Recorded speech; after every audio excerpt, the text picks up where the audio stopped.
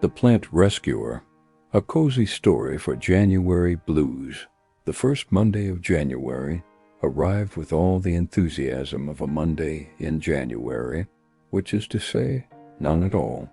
Alex stood in the narrow hallway of their apartment building, holding a bag of trash in one hand and their keys in the other, staring at the thing that had appeared overnight next to the trash chute.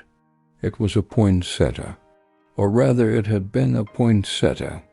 Now it was a collection of drooping stems in a cheap plastic pot, its once crimson bracts faded to a sad brownish pink, curling at the edges like ancient parchment. Several leaves had already given up entirely and lay scattered on the floor around it. The soil looked pale and cracked, pulling away from the sides of the pot in a way that suggested it hadn't seen water in weeks. Alex knew exactly what had happened. Someone had received it as a holiday gift, kept it around for the obligatory festive period, and then discarded it the moment the Christmas tree came down. The hallway itself told the same story, scuff marks on the walls where wreaths had hung, a lingering smell of pine, the general air of deflation that settles over a space once all the seasonal cheer has been boxed up and shoved into storage. The trash chute clanged as Alex dropped their bag down it, the sound echoing in the fluorescent-lit hallway. They should go back inside. They had work emails to answer, a video call at 9, a load of laundry that wasn't going to fold itself. The plant was none of their business. Someone had decided it wasn't worth keeping, and that someone was probably right. But Alex didn't move. Instead, they crouched down, setting their keys on the floor, and looked at the plant more closely. Up close, it wasn't completely dead. The stems still had some firmness to them. A few leaves, hidden beneath the worst of the damage, showed hints of green. And right at the base, if you looked carefully, there were tiny nodes where new growth could potentially emerge if the thing got water, light, and some basic care. "Well," Alex said quietly to the plant, to the empty hallway, to no one in particular, "you look like I feel." It was true. The holidays had been fine, nice, even, but now they were over, and the apartment felt too quiet, too empty, too gray. Alex had taken down their own modest decorations the night before, and the walls looked bare and sad, marked by nail holes and rectangles of slightly brighter paint where picture frames had hung. January stretched ahead like a long, colorless tunnel. Work would continue. Life would continue. Everything would be fine and functional, and somehow exhausting in its sameness. The plant sat there, drooping. "Okay," Alex said, making a decision they didn't entirely understand. "Okay, come on." They picked up the pot. It was lighter than expected, the soil so dry it barely weighed anything, and carried it back to their apartment. Their keys clinked against the doorknob as they juggled plant and door. Inside, the apartment was warm but sterile, the heating system humming its constant white noise. Alex's laptop sat open on the small dining table, screen glowing with unread emails. The kitchen counter was clean. Everything was in its place. Everything was fine. Alex set the plant on the windowsill above the radiator, then immediately second-guessed the choice. Was that too much heat? Not enough light? They had no idea. They'd never kept a plant alive for longer than a month, and those had been supposedly indestructible succulents that had, against all odds, died anyway. "All right," Alex said, turning to face the plant. "You need a name. Can't just call you the plant." The plant, unsurprisingly, didn't respond. "Ralph," Alex decided. "You look like a Ralph." Ralph, the poinsettia, sat on the windowsill, drooping slightly to the left, looking deeply unimpressed with his new circumstances. Alex looked back at him, equally uncertain about what they'd just committed to. "I should tell you up front," Alex said. "I have no idea what I'm doing. But you were dying out there, and I'm not great at this, but I can try. So we'll figure it out." "Deal?" Ralph continued, drooping. "Great talk," Alex muttered and went to make coffee. By Tuesday morning, Alex had become a researcher. The laptop, previously dedicated to work emails and the occasional streaming show, now displayed 15 open tabs about Poinsettia care. Alex sat at the dining table with their coffee, Ralph positioned on the windowsill to their right, and Reed with the focus of someone cramming for an exam. "Okay, Ralph, listen to this," Alex said, scrolling through an article. "Poinsettias are from Mexico. They're actually small trees in their natural habitat. The red parts aren't even flowers, they're modified leaves called bracts. The actual flowers are those tiny yellow things in the center." Ralph had no visible reaction to this information. Alex kept reading. The plant needed bright, indirect light. It needed water when the soil felt dry to the touch, but not too much water root rot was a real danger. The temperature should stay between 60 and 70 degrees. Drafts were bad. Fertilizer would help, but not right away. Pruning might be necessary. "This is more complicated than I thought," Alex admitted, looking over at Ralph. "But people keep these alive. Some people even get them to rebloom the next year, though apparently that involves some complicated thing with complete darkness for 12 hours a day starting in October, which seems," Alex trailed off. "We'll worry about that later. Let's just focus on not dying." The gray January light filtered through the window, weak and watery. Outside, the street was quiet except for the occasional car passing, tires hissing on the wet pavement. The building across the way looked tired, its brick facade dark with moisture, windows reflecting nothing but more gray sky. Alex made a list in their notebook, the physical kind, with paper and pen, because something about this felt like it deserved actual writing. Spray bottle for misting. Better pot with drainage holes. Potting soil. Plant food. Grow light, maybe, if the window wasn't enough. Pruning shears, though regular scissors would probably work. "Okay," Alex said, tapping the pen against the notebook. "I'm going to the store later. You just hang in there. But first, water." Alex filled a glass in the kitchen and brought it back to the windowsill. They poured it slowly into the pot, watching the dry soil resist at first, the water pooling on the surface before gradually, reluctantly, beginning to sink in. The soil darkened as it absorbed the moisture, changing from dusty beige to rich brown.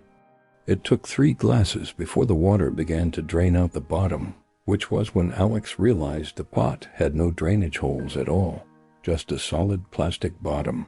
"Oh no," Alex said. "Ralph, that's not good. That's going to make your roots soggy."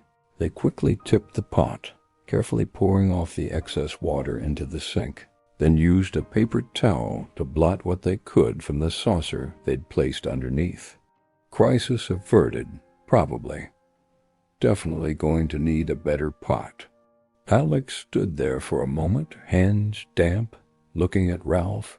The plant looked slightly less miserable now, maybe, or maybe that was wishful thinking.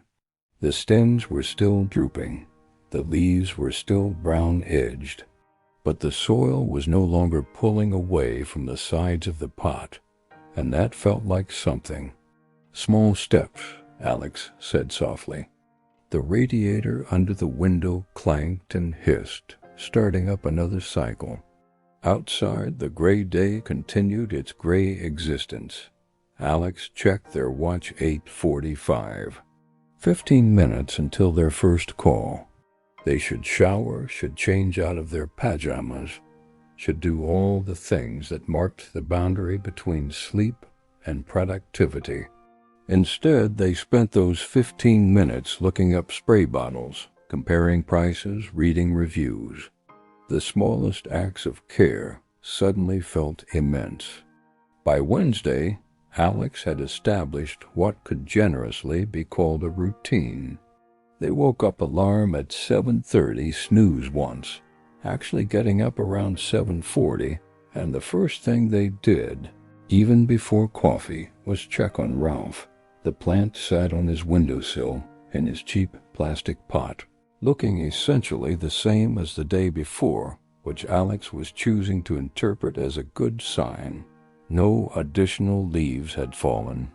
Nothing had turned black overnight, which apparently was a thing that could happen. Ralph was holding steady. "Morning, Ralph," Alex said, their voice still rough with sleep. They reached out and touched the soil with their fingertips, a gesture they learned from one of the many articles they read. The soil should feel slightly damp, like a wrung-out sponge. Too wet was bad. Too dry was bad. There was apparently a very specific Goldilocks zone of moisture that plants required. The soil felt dry. Not bone dry like that first day, but definitely ready for water. Alex had purchased the spray bottle the day before, a simple plastic one from the hardware store, blue and translucent, with a misting setting on the nozzle. They filled it now from the kitchen tap, testing the temperature with their wrist the way you'd test a baby's bottle. Not too cold. Room temperature was supposedly better for plants, less shocking to their systems. Back at the windowsill, Alex adjusted the nozzle, defying mist, and squeezed the trigger. The bottle made a soft shee-shee sound as a delicate fog of water sprayed out, catching the morning light and creating tiny, momentary rainbows. Alex misted the leaves, watching the water bead on the waxy surface before being absorbed, darkening the red bracts to something closer to their original color. "There you go," Alex murmured, "just like the rainforest." Well, probably nothing like the rainforest, but it's the thought that counts. They misted for a while, the she becoming a kind of meditation, the simple repetitive action soothing in a way Alex couldn't quite articulate. The apartment was quiet except for that sound and the ever-present hum of the heating system. Outside, morning traffic was starting to build, the distant sound of engines. A car horn somewhere blocks away, the city slowly waking up. After misting, Alex poured water directly into the soil, watching it trickle in, dark rivulets disappearing into the earth.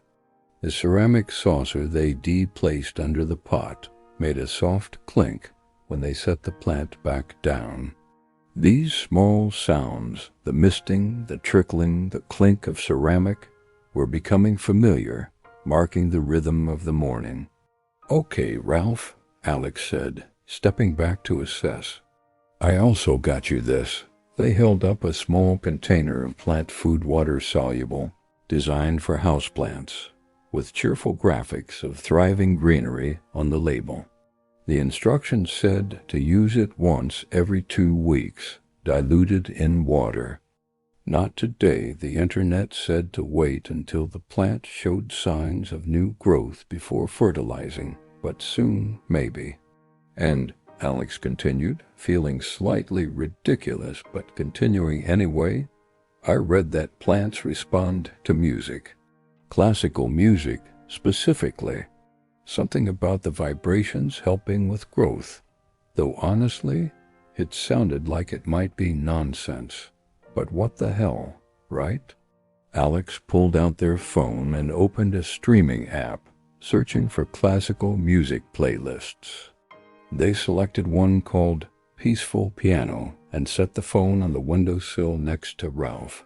Soft piano notes filled the apartment, Debussy. According to the screen, Claire de Lune. There, Alex said. Fancy. Ralph, bathed in mist and music, looked no different than he had 5 minutes ago. But Alex felt different. The apartment felt different. The gray morning outside felt, somehow, a little less gray. Alex made coffee, the machine gurgling and hissing in its own rhythm, and settled at the dining table with their laptop. Work emails appeared, meetings were scheduled, the day unfolded in its usual way. But every now and then Alex would glance over at the windowsill at Ralph and his soft piano accompaniment, and feel something that might have been hope or might have been simply the satisfaction of having something to care for. The morning passed. The music played. Ralph didn't grow, didn't improve, didn't dramatically spring back to life. He simply sat there, being a plant, which was all Alex really needed him to do. Days passed in this way. Each morning, the check, the mist, the water, the music. Alex began to notice rhythms they never paid attention to before. The way the light shifted across the windowsill as the morning progressed, starting pale and indirect, gradually warming, though never quite losing its winter weakness. The way the radiator cycled on and off, its clanking becoming a kind of clock. The way moisture from the misting would cling to the window glass, creating temporary patterns of condensation that faded as the day dried them away. Ralph looked the same, exactly the same.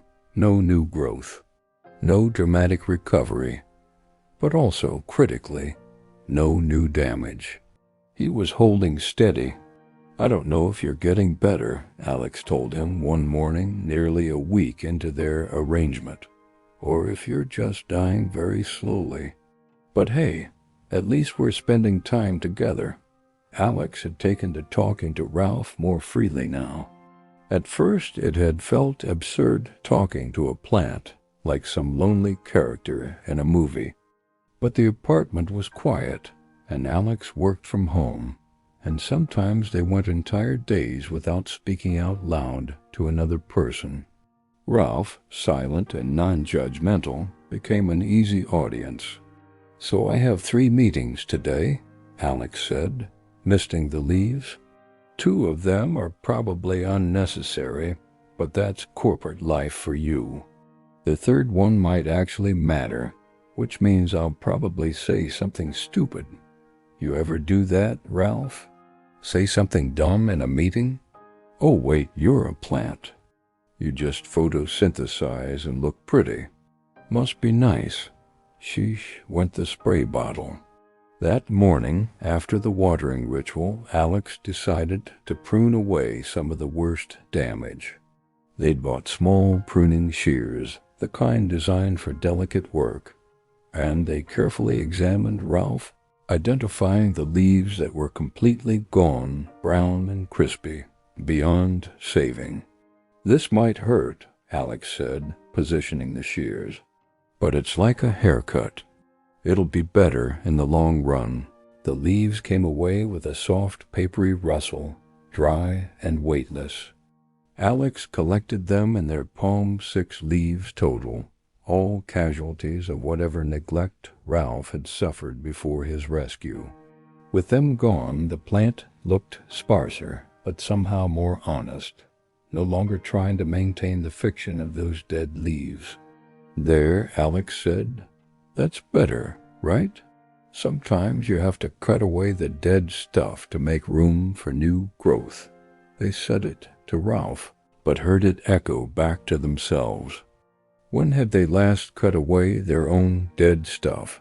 The habits that no longer served them, the thoughts that no longer helped, the ways of being that were just hanging on, brown and crispy, taking up space. Alex shook their head, getting philosophical with the plant. "That's where we're at now."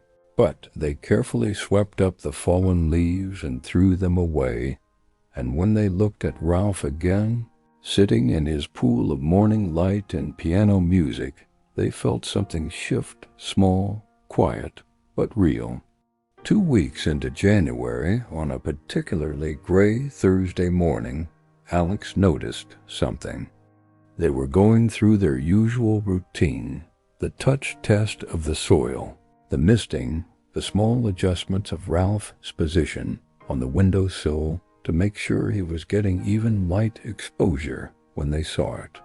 There, on one of the main stems, right where the leaf met the stalk, a tiny green bud. Not a leaf yet, just a small protrusion, but unmistakably new growth. "Oh my God," Alex whispered, leaning in close.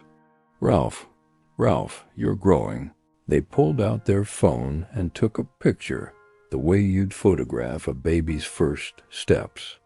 The image was slightly blurry, Alex's hand shaking with disproportionate excitement, but the little green bud was visible. Proof of life, proof of progress. Alex immediately texted the photo to their friend Morgan with the caption, "He's growing." Morgan's response came back within minutes. "Is that the plant you rescued from the trash?" "Oh my God, you're a plant parrot now." "I know," Alex typed back. "I can't believe it. I thought I was just watching him die slowly." "That's the spirit, LOL. What's his name? Ralph? Of course it is." "Okay, plant parent Alex. Keep me updated on Ralph's progress." Alex set the phone down and looked at Ralph again, really looked.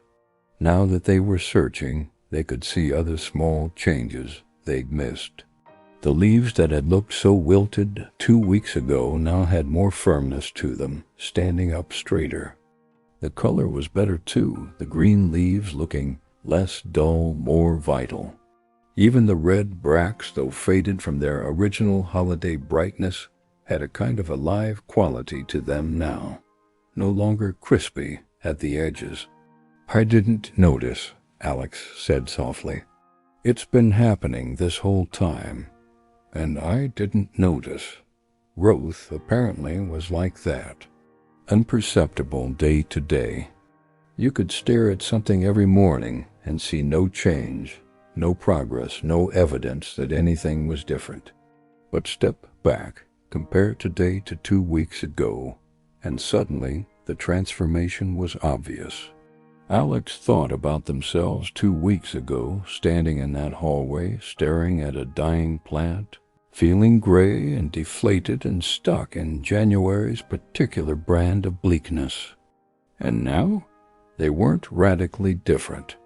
They hadn't solved all their problems, or suddenly become a new person, but they were waking up with purpose, with something to care for. They had a routine that felt good.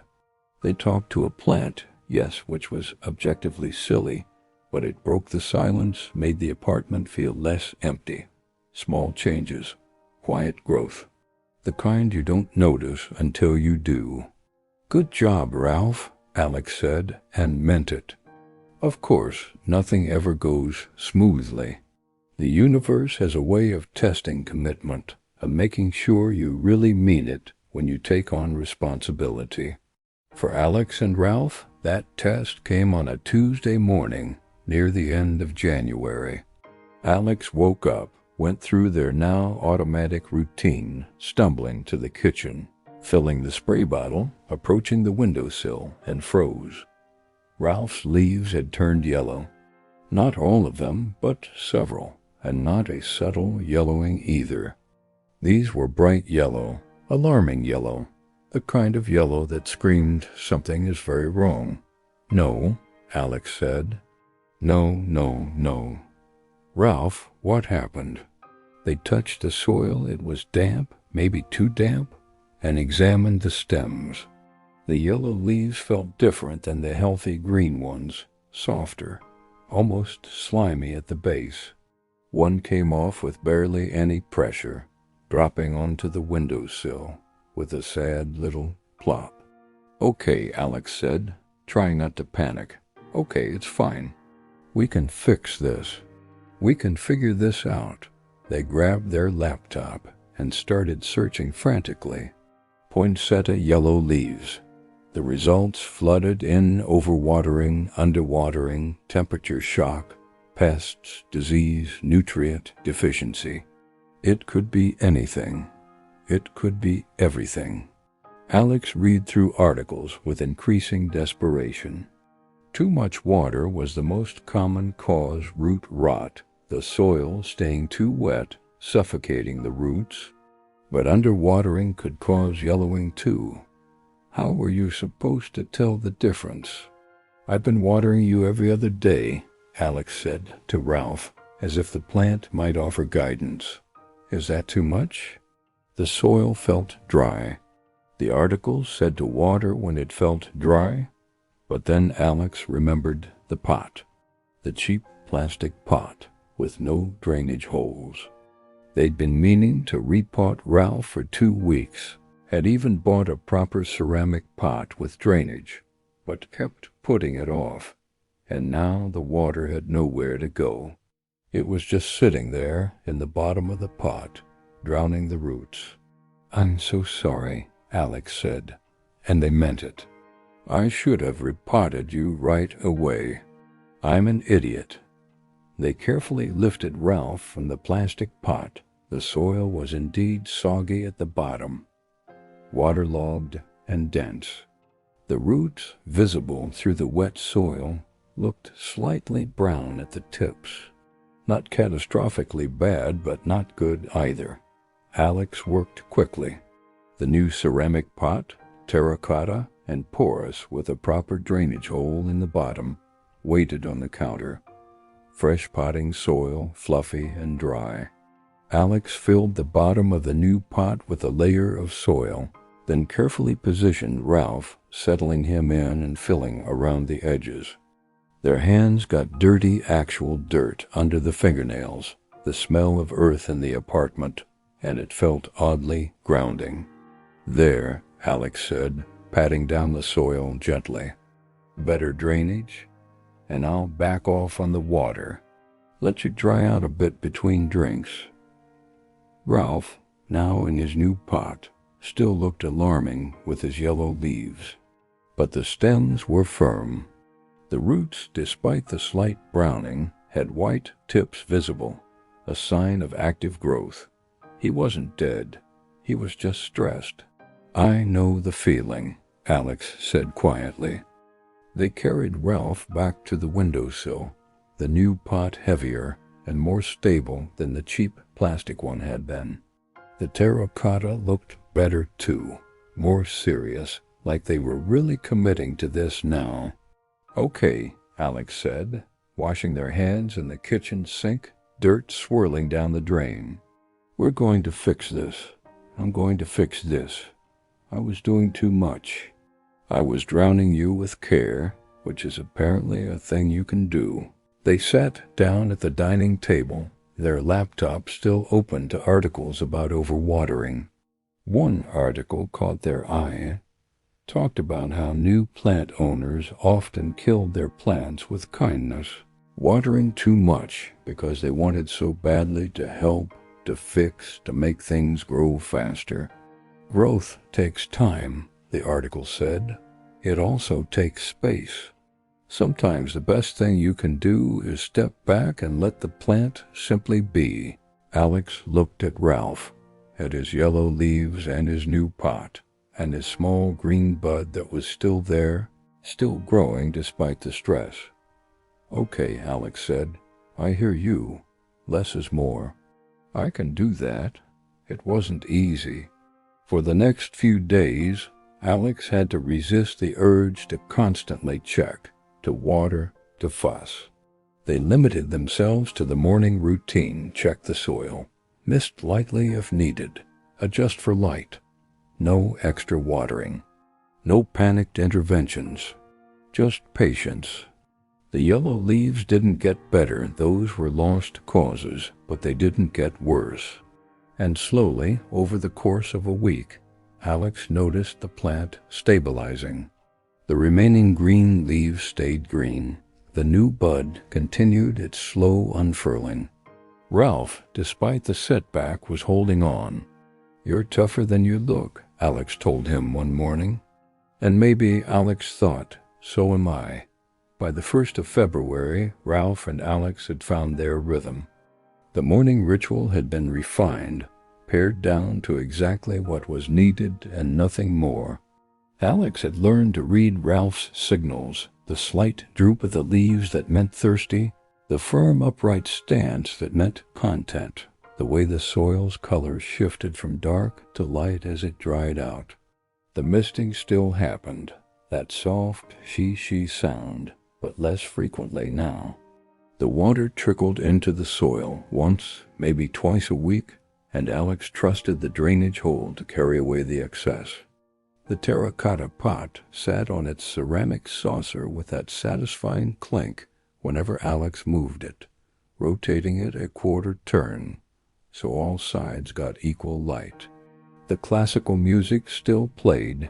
They'd expanded the playlist to include some Bach, some Satie, gentle piano, and string pieces that filled the apartment without demanding attention.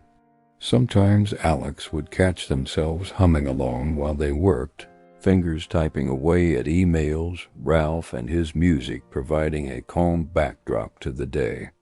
And Ralph had changed.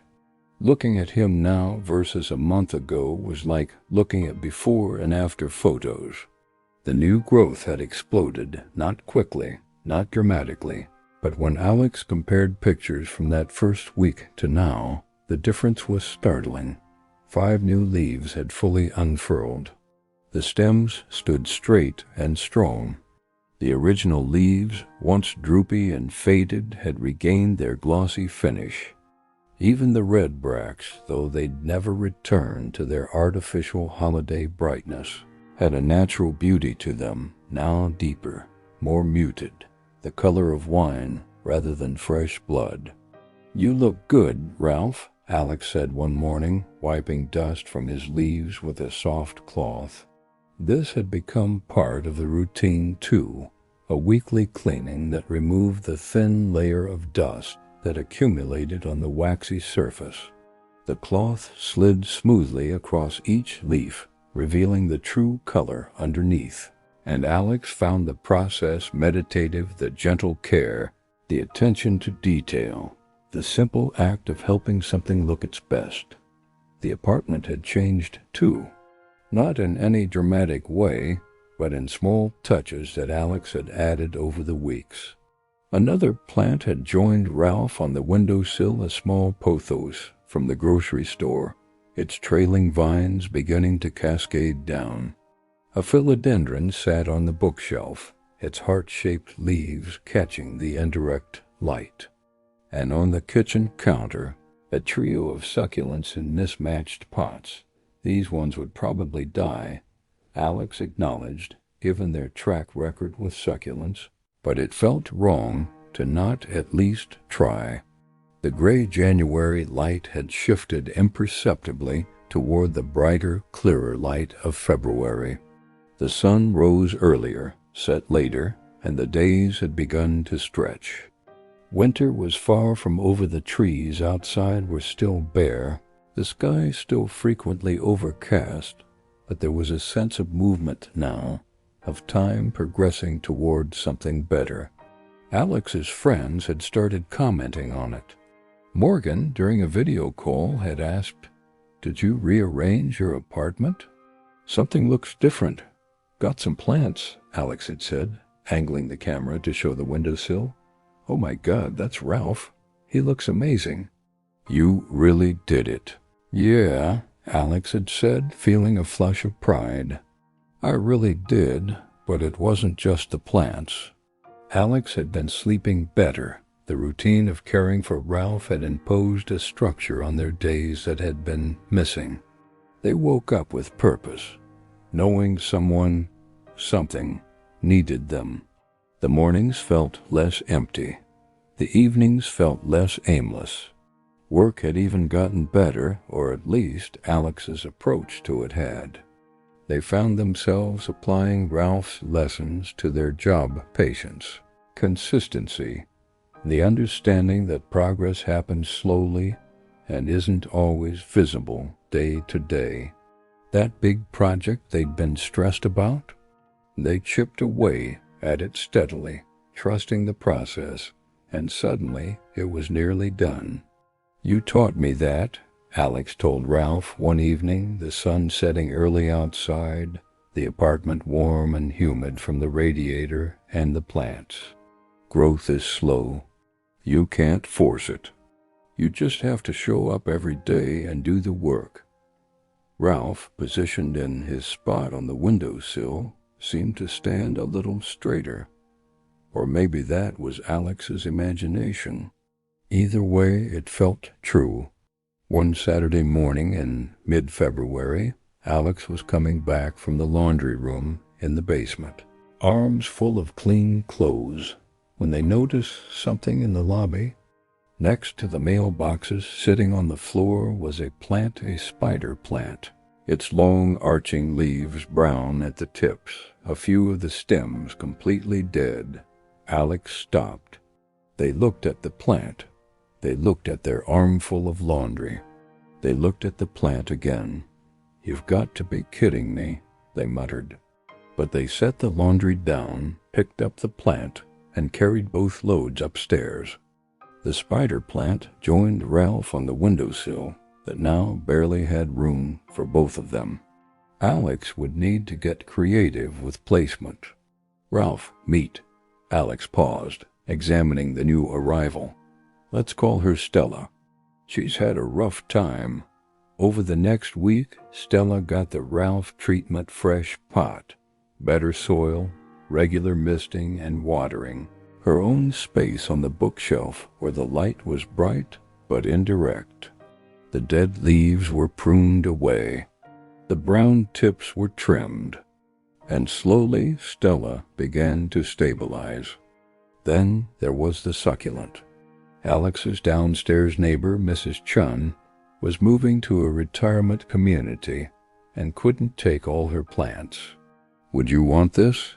she'd asked, holding out a pot with a sad-looking jade plant. "I know you've been rescuing them." "I've been rescuing them?" Alex had said, surprised. "Oh, yes, dear.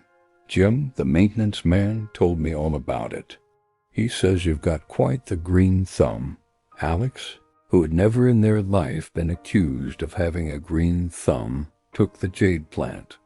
It joined the others, and the apartment began to look more like a small greenhouse than a human dwelling space. "Okay," Alex told Ralph one evening, surveying their growing collection. "I think we need to establish some boundaries. I can't rescue every plant in the building." But the following week, when Alex found a wilting peace lily outside a neighbor's door with a free sign, they took it anyway. The thing was, it felt good.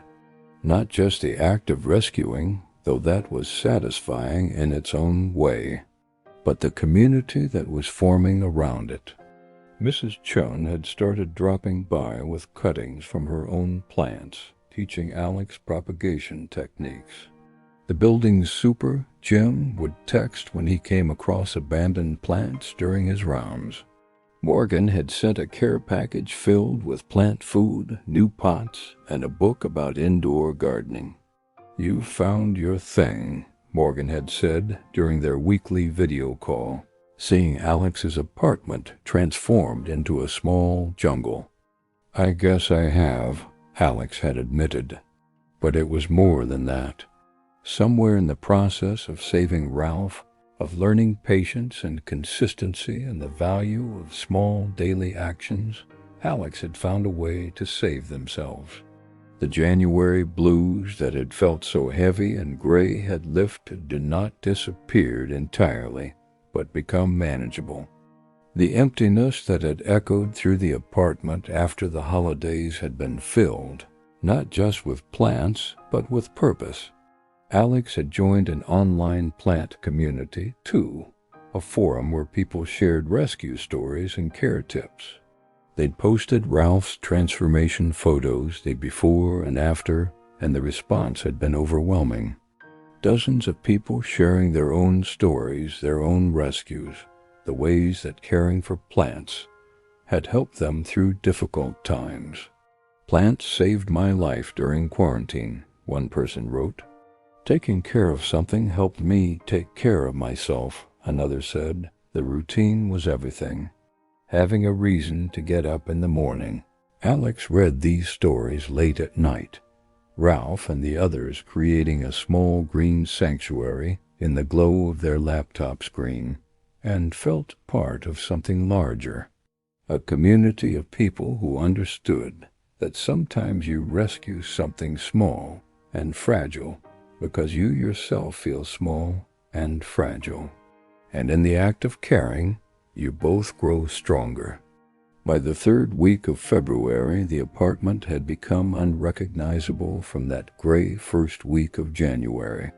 Plants occupied every available surface: the windowsill, expanded with the small shelf, the bookcase, the kitchen counter, the dining table.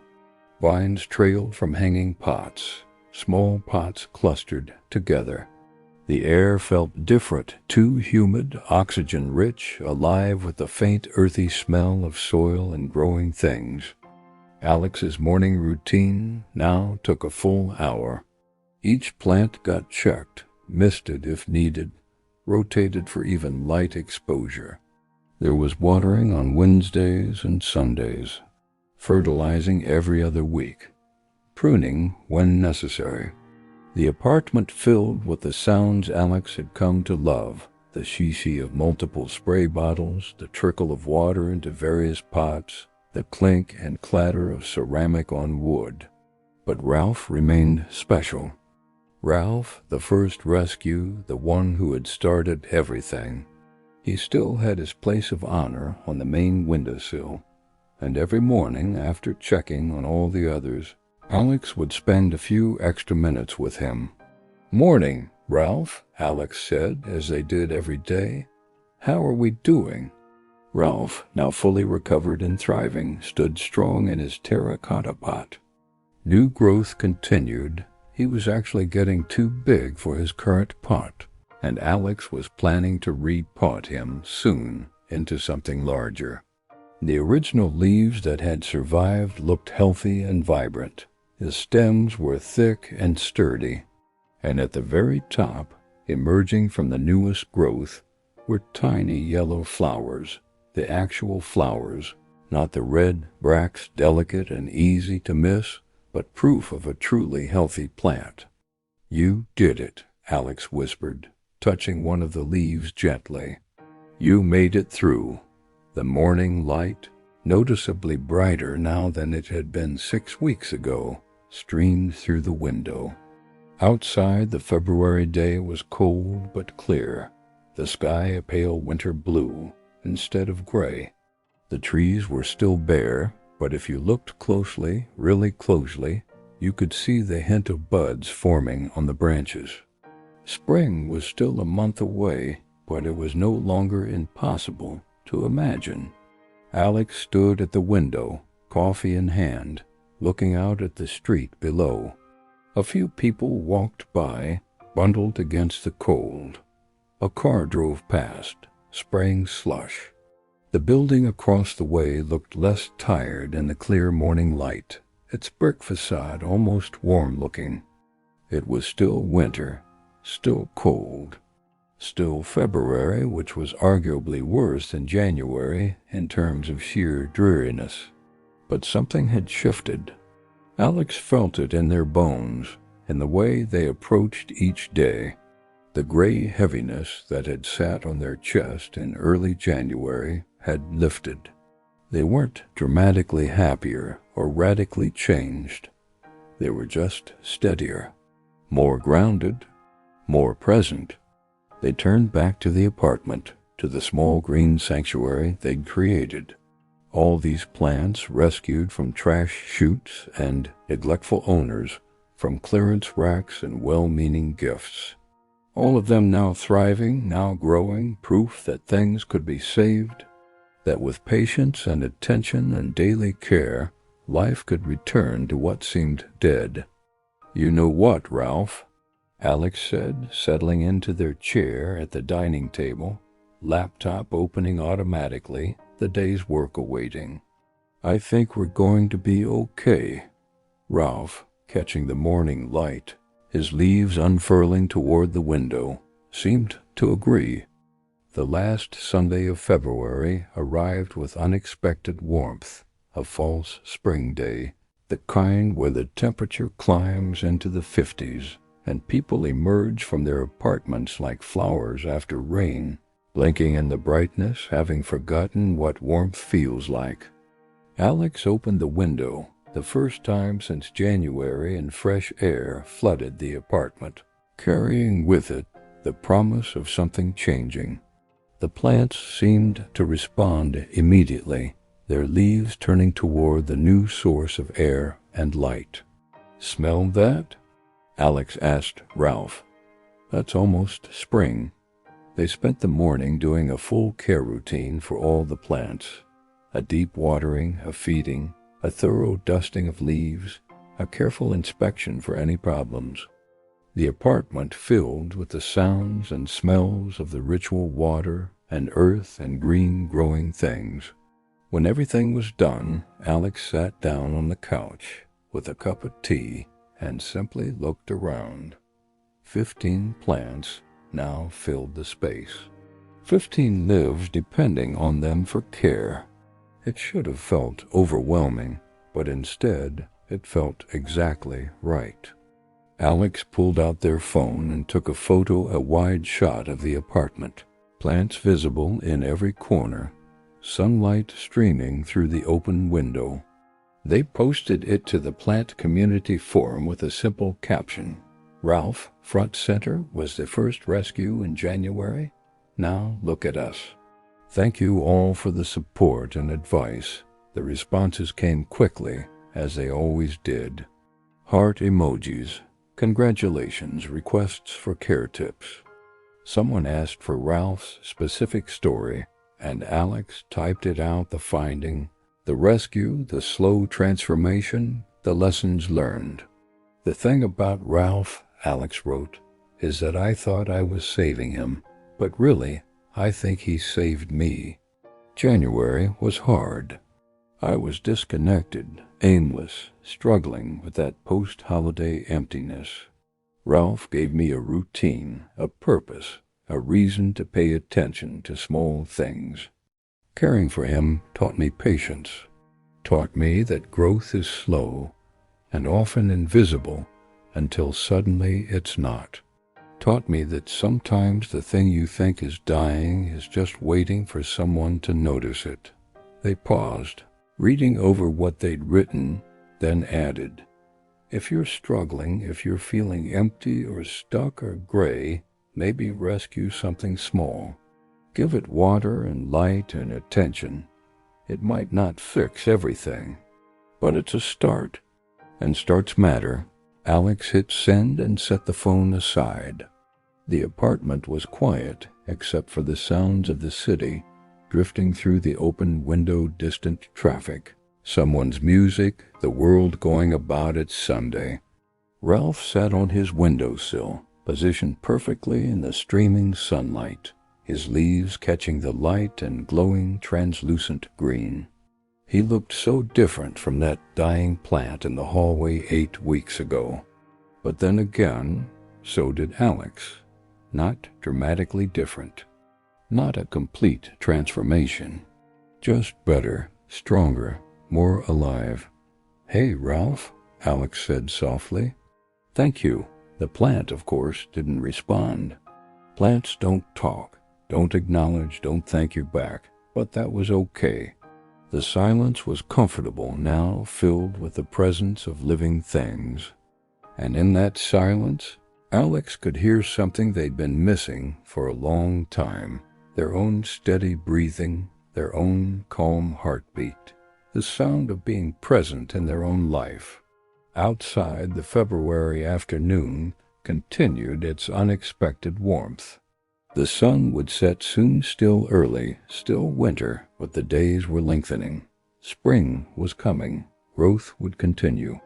Life would unfold in its slow, patient way. And Alex, sitting in their small apartment surrounded by rescued plants, felt ready for all of it. As March approached, the light through the window took on a different quality still winter, technically, but with an edge of sharpness that hinted at the season to come. Alex had started planning for spring, researching which plants might enjoy time on the fire escape once the weather truly warmed, learning about outdoor care versus indoor. But that was future planning. For now, in the present moment, Alex went through their morning routine with the ease of long practice. The spray bottle made its familiar shee-shee sound. Water trickled into soil, dark and nourishing. Pots clinked softly as they were lifted and replaced. Classical music played Vivaldi Today, Spring from the Four Seasons, which felt appropriate even if premature. Ralph got his usual extra attention, a gentle wiping of his leaves, a check of his soil moisture, a moment of simple observation.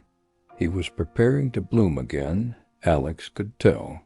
New red bracts were forming at the top of the stems, smaller than the original holiday ones, but more earned, grown through actual care rather than forced in a greenhouse. "You're going to bloom," Alex told him. "On your own schedule this time. No fake holiday rush. Just natural growth."